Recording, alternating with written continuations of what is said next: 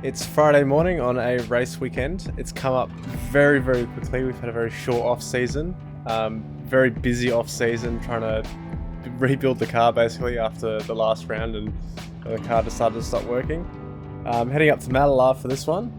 I've never driven the track, so I was very nervous going into this one because I've never actually been there before even. But also very excited because brand new car, brand new season, got some awesome sponsors on board. Cars look fantastic. So me and Sam both basically had to rebuild brand new cars for this season. He had an incident at the end of the last round that wrote his car off. Mine blew up. So we've been pretty busy. Got all set up in the garage, got my gear. Very nervy because I haven't driven the car yet. It's had a full rebuild, new bushes, basically new everything, new motor, new gearbox. Car's absolutely brand new. Haven't had a test day and I'm basically jumping straight into it. Basically a car I don't know, a track I don't know. I'm also up against a field that's very experienced in these cars. Like these guys have been driving this track and this car for years. I'm sort of up against it. But I came in basically no expectations. One of the treats this weekend basically is a test session to run in the cars. I'm just peeling out now just behind Sam, my teammate. We've got matching cars this season. We got Terra come on as a main sponsor for both, which is awesome. This weekend was so unbelievably hot. Someone measured the cabin temperature of the car, was about 60 degrees. It was 40 degrees plus outside the car at all time. It was absolutely brutal.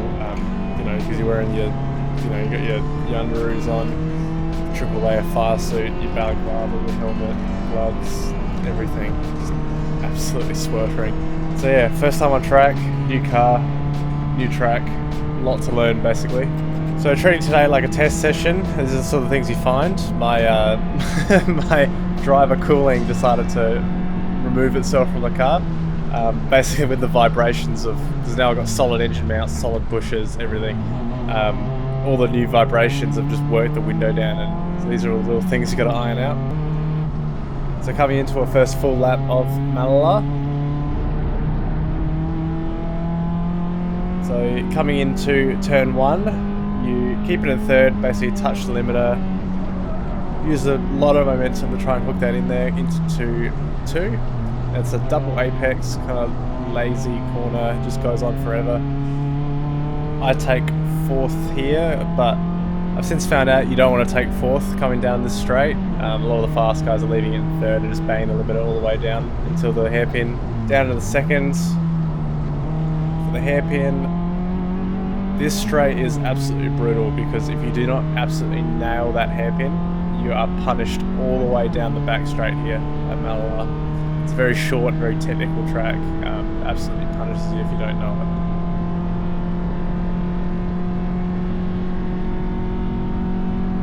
Now coming into the braking zone, standing on the brakes, putting the anchors out, down to 2nd, hairpin, back on the throttle,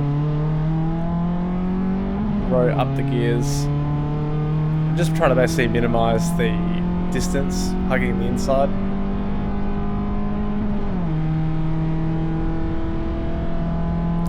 Now coming to the last sector of the track, standing on the anchors again, down to 2nd, trying to hook it as far to the right as you can because you're trying to open up this last series of corners. Something I could do is absolutely smash the curbs a lot harder than I am. And this is my first decent lap. So this one ended up being a 1 minute 30 something, which is up there. That's actually with the pack. So I was really happy with that. Having a really sticky gearbox, just having to fight the gears a little bit to try and get them engaged, especially 2nd. New gearbox, these are the things you sort of find. And I've just ripped the gear lever a little bit too hard and I broke the bearings on the end of the shifter cable. So it just went completely limp and I've got 1st gear. The cable that broke was the forwards to backwards motion. So I had left and right, which doesn't really help you once you're in gear, but I had no forwards and backwards. Luckily it was actually an easy fix when we got back to the pits. It is always, though, a little bit nerve-wracking when you've got a car broken, you're now limping back around the track, and you're just trying to stay out the way of the guys coming back past you at absolute full pace. So just absolutely trying to stay out of the way, slowing down, staying off the racing line as much as I can. Being predictable. and then yeah, limping it back in, and then yeah, it got stuck in gear, so it was a little bit awkward trying to actually park it back in the garage because obviously you got no reverse and it's stuck in gear, so the team had to come out and push it back in.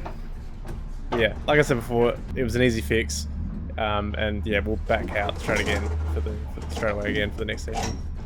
And that was Friday practice, and now we're on to Saturday.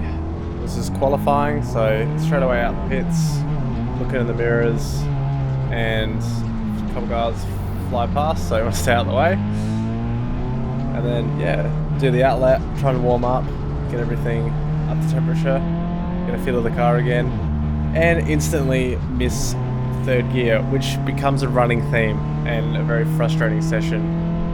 To be honest, I think a lot of the issues I was having were driver related, basically inexperience with the car. Everybody's actually got a little bit of drivability issues with these. Everyone's problems are basically a result of us trying to use road cars in a way they're not designed for, and it just becomes a running thing. So one of the other guys was saying that you always tend to have a sticky gear, especially on a new gearbox. They suggested that it gets better over time. Basically the synchro doesn't want to play ball at this speed, and yeah, it starts getting really aggressive on the downshift.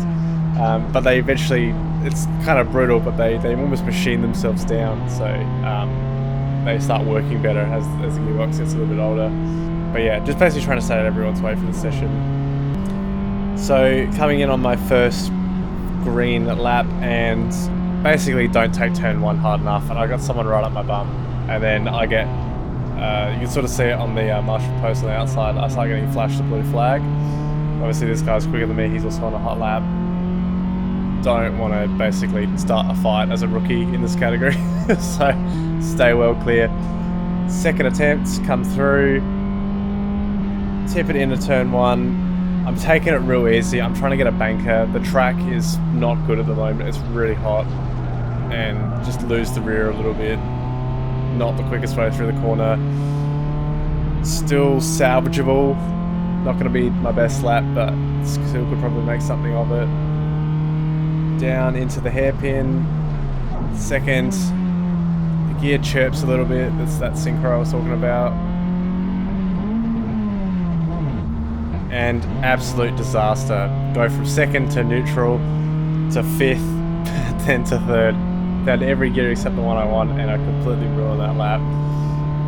Unfortunately, this ended up being the lap that counted. I didn't really get a solid run in after this one. Absolute frustration. I ran this lap all the way to the end, obviously, because every lap's got to count.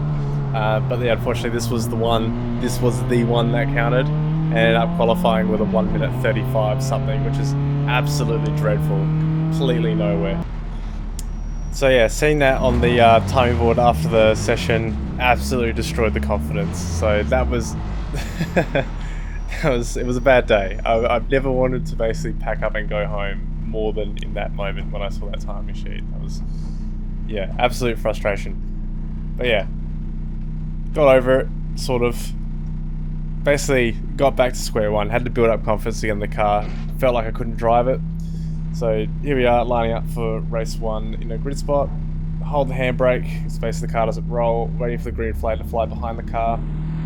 And then, because Manila is kind of a small track and there's a very large field of these XLs, the starting grid actually wraps around the last corner. So I'm starting on a bit of an angle, which isn't ideal, but green flag, lights come on, lights out, and away we go. Get a really good start, hook it down, and then basically am slow on the first, second shift and lose all the momentum I gained off the line and just get eaten alive into turn one. This guy on my left, I know he's quicker, he's starting out of position, so basically go easy on him. And this is basically my first live race in this category, so I'm just trying to survive, not get anybody's way.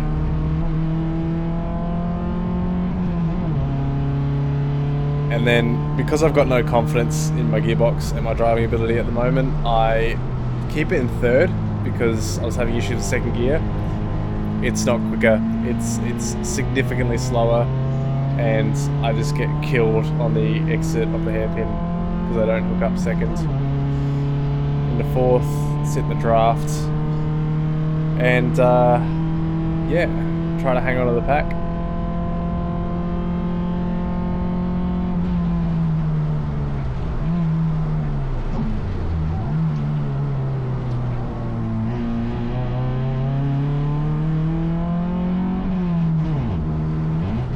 Miss the gear, that's always very frustrating. This is something that did noticeably get better through the weekend. I'm a little bit off the pace, but my mission is basically run reliably, get to the end, and pick up and take advantage of any incidents that happen in front of me, such as this car going slowly, which I sneak past down the inside awkwardly. Get through cleanly but awkwardly on the gears.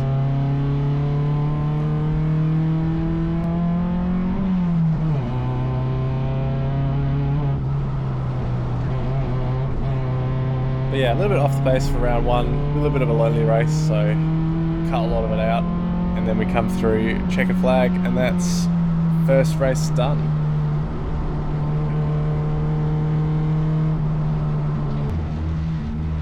So lining up for the second race of the weekend, and a couple of the drivers are out of position. There's a couple did not start, a few people had technical issues, so there's a few grid spots missing. So there was a bit of reshuffling, so a bit of an awkward beginning to this one. The thing about starting towards the back at Malala is you're starting on a curve, so it's always really difficult to get a good launch here. Lights go out, decent launch, taking the wide line out, and yeah, just get jumped off the start. This is Jet coming through. He's very quick. He's starting out of position because he had a technical disqualification from the last race that put him back. And then yeah, just try to take advantage of the chaos, get past the Robbies car on the right. And then yeah, same mission as it was all weekend. Run reliably, get to the end, and pick up the pieces, basically. I know I'm not on the pace of these guys, but if I get to the end consistently, I can basically take advantage of the situation, which is good in the long run. I've basically got to keep reminding myself that this is my first time really driving the car. The last time I drove it, it was broken. It didn't work properly. This is my first time driving. I haven't had a test day. Basically straight into it, Friday practice, race one, and then this is the second ever race start I've done in this car with a working car. Missed second gear going into the hairpin here, get really tight on the brake, but if you actually look at the gear knob in my hand, it's actually broken off. I was ripping that gear stick so hard I've actually stripped the threads out of the knob itself. Just in my battle with second gear that I was having through the weekend. When the gear knob's kind of flopping around in your hand as you're trying to shift gears, it makes it really difficult to actually shift gears accurately, because as you're moving the stick, it's changing on you. But yeah, just slowly working on the pace, just pushing each corner a little bit more, trying to build up a little bit of momentum. Just trying to regain the confidence that I'd lost in that qualifying session that I had brutally shattered, by 1 minute 35 qualifying time. During this race, I was pretty consistently doing 1 minute 33s, which is not great, but considering it's like 40 something degrees, track's rough as guts. I'm an absolute rookie in this car. I'll take it. I think it's alright. By the end of the weekend, I was able to push that back up to 31s consistently, but that was with a cooler track. That Robbies car that I passed on lap 1, he's got over his issue and he's coming back through. I was going to try and fight him a little bit, and then I've just completely missed the second gear and let him through. I wasn't really going to fight him that hard, but I thought I'd give him like a little bit of something, but this guy's quick. and I completely stuffed it. But oh well, I didn't really stand a chance. And then on the theme of picking up the pieces, which was the mission for the weekend, I picked up a place on Lisa, who had a her left rear brake, I think it was, explode, which took her out of the race.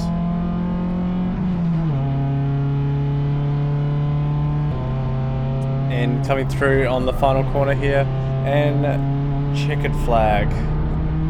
So yeah, ran both races so far reliably. Not on the pace, but because we're reliable and we're finishing, we're getting points, we're not last. And it's dark outside. This is the last race of the weekend, and it's a night round. Very exciting. I've never run any track in the dark before under lights, so this is a completely new experience to me. I'm really looking forward to this. The cabin temperature was a lot lower for this one, thank God. It's been 40 degrees all weekend, and then this nice one at the end had cool air coming in into the car, which was fantastic, absolute relief. But yeah, peeling out onto Malala racetrack.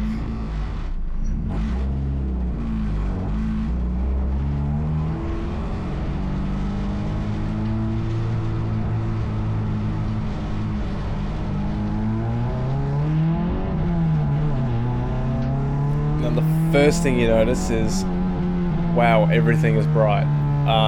The stadium lights are lighting up the track, absolutely blind you in some of the corners. The glare coming through just streaks across the windshield, and good thing it's the last race, because you really want to know the track before you get sent out there, because you're pretty well blinded with some of the glare through some of these corners. You have really got to have good track knowledge to basically navigate it. So yeah, just pulling into my grid spot. So all the grid spots are numbered, so I know where I'm starting, so you look for your number on the road. But there's a few people that did not start, had technical issues through the weekend, didn't finish the last race to get a DNS for this one. So the marshals just basically pulled everyone forward to fill in all the empty spots. Now I'm looking to the right at the lights go out, but I had way too high RPM at the start, so heaps of wheel spin off the line. Second gear shift was actually alright, but just lost it off the launch. So yeah, coming into turn one, just being cautious because expecting a bit of chaos, because the sight lines are completely different for this race. And yes, there is a bit of chaos.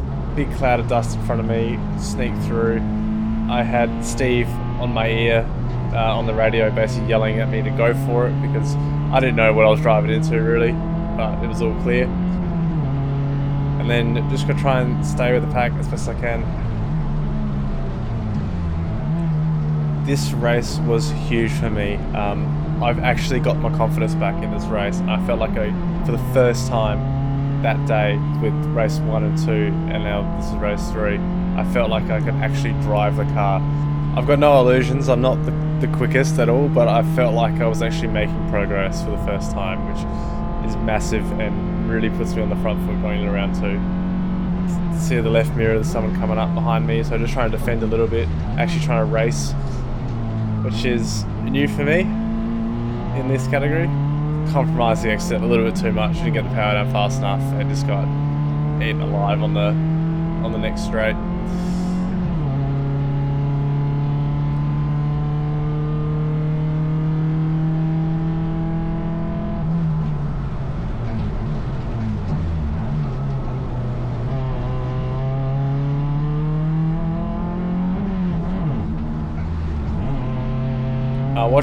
I watched all my races back in full, and that was the only missed gear shift for this entire race, which is a massive improvement over the first 2 races. I'm not really sure what it was, but this race definitely went a lot better. You actually see the body language of the car. I'm pushing a lot harder. I've just got a lot more confidence. I think really what it was, it's a night race, it was something different. I was just really thrilled to be there, which sounds silly, but yeah, it was just really cool to be there under lights. I basically was able to drive the car without thinking about driving the car, which makes a huge difference. You just get out of your head, you start focusing, you're just able to just start pushing and actually working on the track rather than working on the car, which sounds silly, but it makes sense in my own head. You sort of just get to the point where the car is doing what you want it to do, so rather than going, oh, how do I drive the car, which there is still a bit of that, but you start working on how do I make this corner quicker. The XLs are actually really strange to drive. If you haven't driven one, they're interesting. Front wheel drive, that comes with its whole range of, you know, peculiarities that you got to try and face. So, you know, you're always fighting understeer, always struggling to try and get the car to rotate. You're basically trying to sharpen off all the corners as much as you can, minimize the steering angles, just trying to get the power down without understeering.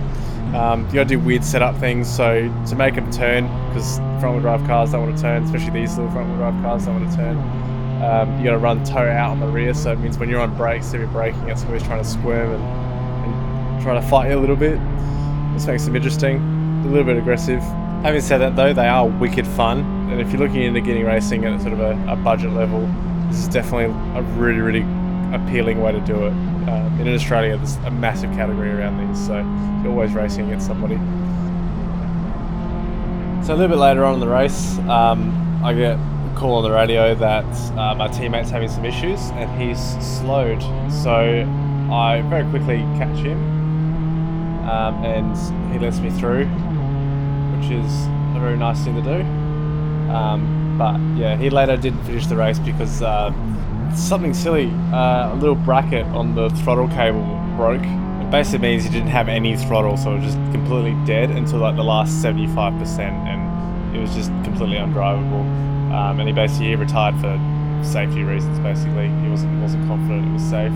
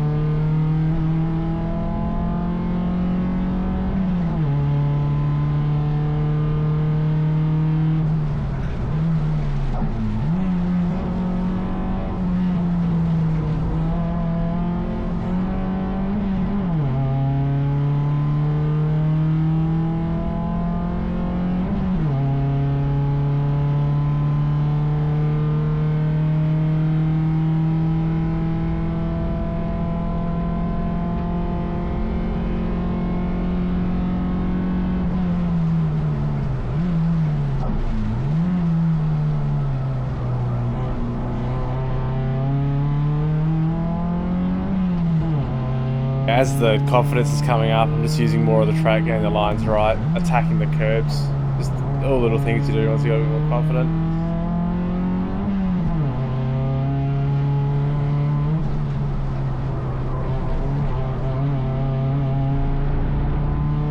And out the final corner, and checkered flag for the last time for round 1, which is a massive achievement.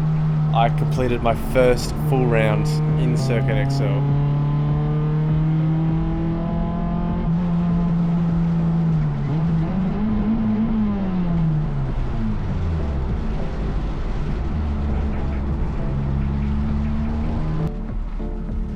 Pulling into the Parc Ferme at the end of the race with everybody else.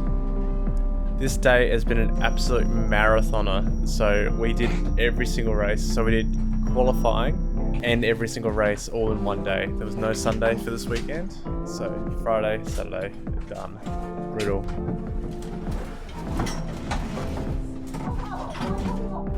So yeah, good vibes all around the paddock at the moment. Everyone's just happy that we've got through round 1. And yeah, we all made it, which is fantastic. We all did it. Everyone did a really good job. First round of the season. It's going to be a good year.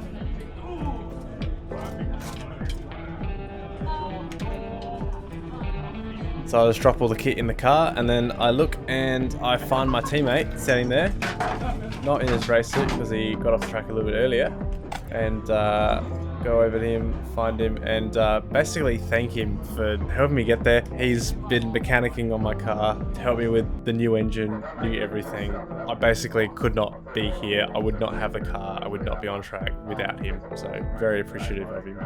So then they do the award ceremony, hand out the trophies, give us the speeches. We load our cars back up the trailers. We all go home, go to bed, and then get ready to do it again at the next round, round 2, at the bend.